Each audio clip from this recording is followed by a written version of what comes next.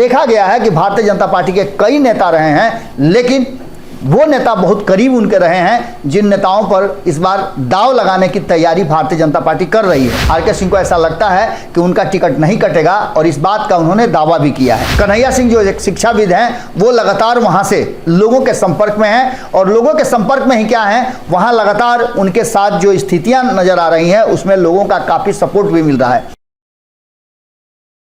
नमस्कार, एक बार फिर से आपका बहुत बहुत अभिनंदन करते हैं, स्वागत करते हैं। एक खबर हमारे पास आई है जो खबर लगातार सुर्खियों में रही है, चर्चा में रही है। हमने भी इस पर कई बातें कही है और ये खबर आरा से होती हुई हमारे पास आई है। लेकिन इस खबर के और व्यापक असर अगर आप देखना चाहते हैं तो इतना आप मान के चलिए कि भाजपा ने एक बार फिर से जो गेम प्लान बदल दिया है, वो गेम प्लान किसको फ़ायदा पहुँचाएगा और किसे होगा नुकसान, इस बात पर हम चर्चा करेंगे।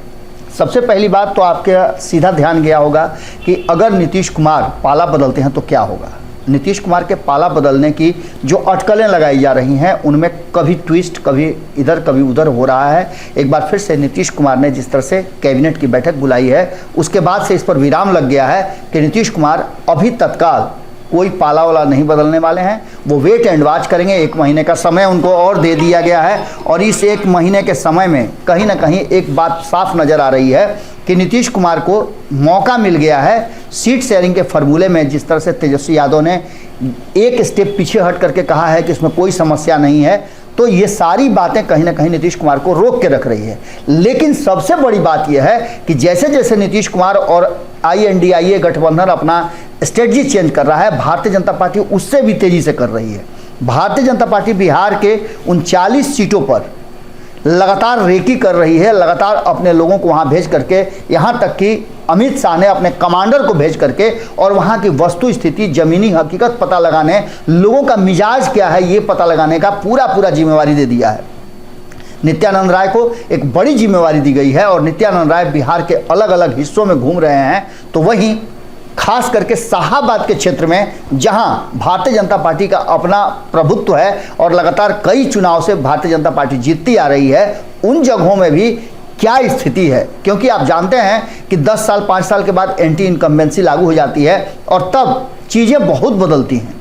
ऐसा ही कुछ देखने को मिल रहा है। हमने आपको खबरों में बताया और आपने मीडिया जगत से लेकर के राजनीतिक गलियारे में भी ये चर्चा सुनी होगी कि जिन लोगों की उम्र 70 के आसपास हो गई है, 70 पार कर गई है, उन लोगों को इस बार टिकट से वंचित होना पड़ेगा। कई लोगों को तो ये भी कहा जा रहा था कि उन्हें अलग अलग जगह सेट करके भारतीय जनता पार्टी उनकी क्षमता के हिसाब से उनको जिम्मेवारी देगी। इन सारी चर्चाओं में आरा भी एक सीट था और बक्सर भी था। इसके अलावे आपको पता है कि मोतिहारी और बेतिया का सीट भी था। तो इसके अलावे शिवहर का सीट था और कई सीटों की चर्चा हो रही थी, जिसको लेकर के ये कहा जा रहा था कि इस बार भारतीय जनता पार्टी अपने स्ट्रेटजी में बदलाव कर सकती है। ऐसी ही चर्चाओं के बीच आरके सिंह, जो कि आरा के सांसद हैं, उन तक जब ये बात पहुंची तो उन्होंने भी एक्शन लेना शुरू कर दिया। इससे पहले भी आपको याद होगा कि आरके सिंह की सभा में हंगामा हुआ था, हमने खबर भी आपको दिखाया था। उस खबर के बाद आरके सिंह अलर्ट मोड में आ गए हैं। आरके सिंह को ऐसा लगता है कि उनका टिकट नहीं कटेगा और इस बात का उन्होंने दावा भी किया है। हम इस बात को आपको बताते हैं कि उनका दावा क्या है। तो इससे पहले आपको बता दें कि आरा की सीट को लेकर के जो अटकलें लगाई जा रही थी कि ये सीट इस बार भारतीय जनता पार्टी उम्मीदवार बदलने के साथ साथ जीतने का प्रयास करेगी। इसमें कई भारतीय जनता पार्टी के पुराने दिग्गज नेता हैं जो बिहार सरकार में मंत्री भी रह चुके हैं, वो भी दावा कर रहे हैं, लेकिन उम्र के कारण उनके जो दावे हैं उसमें कमी आ रही है। तो वहीं वो अपने परिजनों, पुत्र को या पुत्री को या पत्नी को या अन्य किसी को अपने परिवार से चुनाव लड़ाना चाहते हैं, इसकी भी तैयारी और इस पर भी वो जोर लगाए हुए हैं। तो वहीं कई लोग पाला बदल करके आए हैं अलग अलग राजनीतिक दलों से, इस उम्मीद में कि उनको टिकट मिल जाएगा, उम्मीदवारी मिल जाएगी और वो वहां से चुनाव लड़ सकते हैं। इसमें कई पूर्व सांसद भी हैं। लेकिन इन सबके बीच में जो वहां चर्चाएं चल रही हैं, उन चर्चाओं में एक चर्चा और है कि जनता दल यूनाइटेड और राष्ट्रीय जनता दल वहां दबाव बढ़ा रही है। आपने देखा होगा कि जनता दल यूनाइटेड की तरफ से जो राजपूत समाज के नेता हैं, जिनको जेल से बाहर निकाल करके अपने काम में लगा दिया है जनता दल यूनाइटेड ने, ललन सिंह ने खास करके, वो भी वहां पर पहुंच रहे हैं। हालांकि उनके सभा में हंगामा भी हुआ, लोग नहीं जुटे, इसका भी खबर चला था। कई बातें सामने आई थी। आनंद मोहन वहां गए भी थे, कार्यक्रम कर रहे थे नगर प्रचारिणी में। वहां उस कार्यक्रम में काफ़ी नाराज होकर के वहाँ से बाहर निकले थे। यानी कि आप समझ लीजिए कि हर दल और खास करके राजपूत समाज के नेता वहाँ अपनी रेकी कर रहे हैं, तो उसी में एक शख्स जो है वो धीरे धीरे अपनी जड़ें जमा रहा है और अभी वो भारतीय जनता पार्टी के सदस्य हैं। कन्हैया सिंह जो एक शिक्षाविद हैं, वो लगातार वहाँ से लोगों के संपर्क में हैं और लोगों के संपर्क में ही क्या है, वहाँ लगातार उनके साथ जो स्थितियाँ नज़र आ रही हैं उसमें लोगों का काफ़ी सपोर्ट भी मिल रहा है। एक शिक्षाविद होने के नाते वो एक सहज व्यक्ति और सर्वसुलभ भी हैं। इस बात को लेकर के आपने देखा होगा कि नित्यानंद राय जब लगातार, जो कि कहा जाता है कि अमित शाह के कमांडर हैं और बिहार में उनकी एक अलग पहचान है, जिसको लेकर के वो अलग अलग क्षेत्रों में घूम करके उसका फीडबैक लेकर के अमित शाह तक पहुंचाते हैं। उनके साथ कई सभाओं में देखा गया है कि भारतीय जनता पार्टी के कई नेता रहे हैं, लेकिन वो नेता बहुत करीब उनके रहे हैं जिन नेताओं पर इस बार दाव लगाने की तैयारी भारतीय जनता पार्टी कर रही है। ऐसे कई नेता हैं और भारतीय जनता पार्टी इस बात के लिए जानी जाती है कि वो रेंडमली उठाती है और जो उसका फीडबैक होता है उस फीडबैक के हिसाब से सही व्यक्ति और सही व्यक्तित्व को, जैसे आर के सिंह को ही ले लीजिए। आर के सिंह कोई बहुत बड़े नेता तो थे नहीं, अचानक से भारतीय जनता पार्टी ने उन्हें उठाया और आरा का उम्मीदवार बना दिया, जबकि आरा के रहने वाले भी नहीं थे।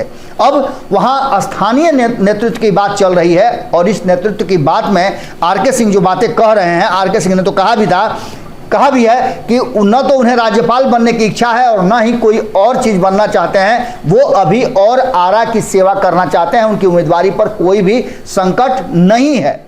ये उनको दिल बहलाने के लिए गालिब ये ख्याल अच्छा है, ये हो सकता है, क्योंकि जो फीडबैक आ रहा है, जो भीतर से बातें आ रही हैं, वो बता रही हैं कि कहीं ना कहीं भारतीय जनता पार्टी इस बार कोई बड़ा फैसला ले सकती है, क्योंकि उसकी लड़ाई अगर नीतीश कुमार के सामने होती है, जिसमें लालू प्रसाद तेजस्वी यादव का साथ होता है, कांग्रेस साथ होती है और वाम दलों का भी उसमें सहयोग होता है, तो ऐसी स्थिति में इस लड़ाई को बदलने के लिए plan B Bharatiya Janata party का तैयार है। बिल्कुल नए एनर्जेटिक और सर्वसुलभ नेताओं की तलाश चल रही है। उस तलाश में अब देखना दिलचस्प होगा कि क्या एक नया उम्मीदवार जो भारतीय जनता पार्टी के काम आ सकता है, जीत कर चुनाव दे सकता है, ऐसे उम्मीदवार की उम्मीदवारी तय करेगी। जुड़े रहिए भारत लाइव के साथ, खबरों का सिलसिला लगातार जारी है। धीरे धीरे से मेरी जिंदगी में आना, धीरे धीरे से दिल को चुराना। नमस्कार, मैं अनुराधा पौडवाल 26 नवंबर को पैनोरमा स्टार सीजन 6 के कार्यक्रम में पूर्णिया बिहार आ रही हूँ। मुझे पैनोरमा ग्रुप के निर्देशक संजीव मिश्रा जी ने बुलाया है, तो हम सब मिलते हैं पैनोरमा ई होम्स में शाम 7 बजे। नमस्कार। अगर ये वीडियो पसंद आई और वह बिहार के राजनीति और बिहारियत से सरोकार रखेनी तो सब्सक्राइब बटन दबा के चैनल के सब्सक्राइब कर ली। ओजे एगो घंटी बा, ओकरा बटन दबा देला से कुल सटीक और मारक खबर रुआ मुफ्त में मिल जाई। अगर रुआ पत्रकारिता के हमनी के नया प्रयोग में सहयोग कर चाहतानी तो ज्वाइन बटन दबा दी। पेटीएम नंबर नोट कर ली 9386 816 700। धन्यवाद।